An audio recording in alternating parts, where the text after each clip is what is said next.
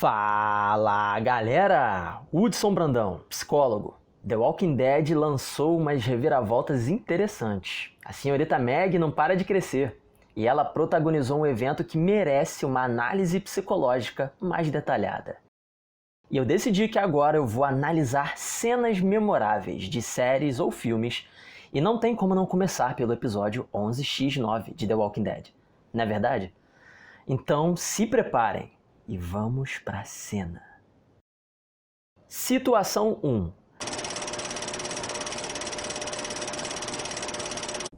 Lia pergunta se o acordo ainda está de pé. Pensamentos automáticos da Meg. Vocês tiveram sua chance. Teriam nos matado. Teriam nos pegado um por um, não é? Agora o Gabriel tá fazendo a mesma coisa com vocês. Emoção. Raiva. Comportamento, ela observa.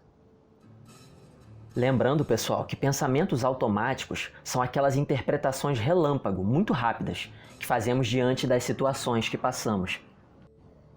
Porque não são as situações que determinam como nos sentimos ou o que fazemos, mas as interpretações que temos diante delas, que aparecem normalmente na forma desses pensamentos, chamados de automáticos, ou imagens mentais. Acontecendo dessa forma, nós temos uma situação que dispara pensamentos, ou seja, essas interpretações que a gente faz, que a gente não pensa, elas acontecem no momento, são pensamentos que a gente não controla. Esses pensamentos automáticos desencadeiam emoções e comportamentos. Sendo esse um modelo estruturado para entender como a gente funciona, em que a gente sempre separa normalmente 3 situações, no mínimo, para entender bem o funcionamento de uma pessoa, ou de uma personagem nesse caso, né? E que personagem, né, meus amigos? Vamos voltar então para as situações dela? Situação número 2. Lia diz que apesar de eles terem um rifle, os ceifadores vão detonar pelo menos 2 deles, antes de serem completamente eliminados. Ou seja, Lia diz que os ceifadores vão derrubar 2 alexandrinos. Olha que ousadia! E continua dando os termos, ou achando que está dando os termos do impasse, dizendo que vão embora. Diante dessa situação, os pensamentos automáticos da Meg são...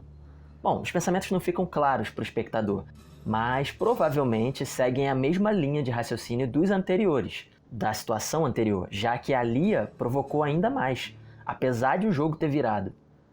As emoções que viriam em seguida, então, seriam provavelmente mais raiva, e os comportamentos a gente consegue ver. Ela verifica o que o Daryl e o Negan acham.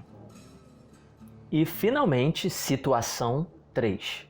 Elijah diz os nomes dos companheiros perdidos graças aos ceifadores, enfraquecido no chão.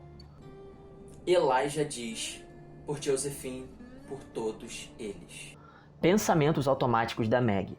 De novo, os pensamentos não são expressados verbalmente nessa sequência, então não dá para saber exatamente que pensamentos levaram aos atos e emoções da cena épica, do clímax que se desenrola em seguida.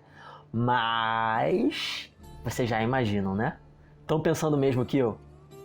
A associação que foi um gancho, uma virada sensacional que o roteiro fez com um outro momento marcante dessa temporada, que faz referência ao maior acontecimento do auge de The Walking Dead, ou seja, o 7x1 e todas as mudanças de rumo que a história dá por causa dele, foi o gatilho para decisão muito importante para o crescimento da personagem nesse instante, que foi justamente a fala do Negan. Você sabe o que eu penso. Remetendo a uma conversa tensa que os dois tiveram a caminho dos ceifadores, em que o Negan disse que se ele pudesse voltar atrás, lá naquele momento icônico, ele teria detonado todo mundo do grupo do Rick. Se ele soubesse, é claro, o estrago que esse grupo ia causar para ele depois.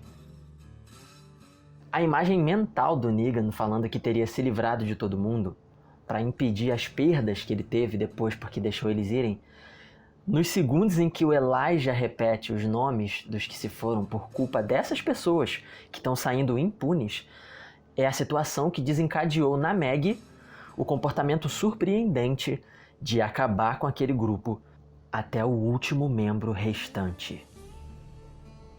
É preciso destacar que, devido a algumas partes dessa análise não poderem ser observadas nos comportamentos dos personagens, nem verificadas nas falas ou relatos deles nas cenas, essas partes são só hipóteses que eu estou criando para preencher os espaços que estão faltando para formar uma narrativa acurada de análise psicológica, ou, como a gente diz na TCC, para completar as situações no diagrama de conceituação cognitiva. E por esse motivo, eu não as usaria para entender o funcionamento da personagem, caso ela fosse minha paciente, a menos que eu tivesse a chance de perguntá-la pessoalmente e obtivesse as respostas. Mas, para fins de entretenimento, como eu conheço de perto a história da série e as tramas da personagem, e para vocês entenderem com mais camadas quem é ela e, quem sabe, promover o autoentendimento de vocês mesmos, porque, sim, eu acredito que as histórias e os personagens nos refletem, e também porque eu quero levantar o tema saúde mental publicamente, eu me permito elaborar. Eu sei que eu disse que ia lançar vídeos de cada episódio da temporada final assim que saísse, mas eu descobri que esse foi um objetivo um pouco megalomaníaco. Então, vamos fazer o seguinte. Quando eu tiver um tema relevante no episódio da semana que me despertar um insight, como esse de hoje, eu faço o vídeo a depender da minha disponibilidade de tempo. Desse jeito soa mais natural para mim e sincero com vocês. Você tá no Cenicamente, não esquece de se inscrever. Passando para lembrar que eu faço análises psicológicas de personagens de filmes e séries, especialmente The Walking Dead. Um abraço, a gente se vê.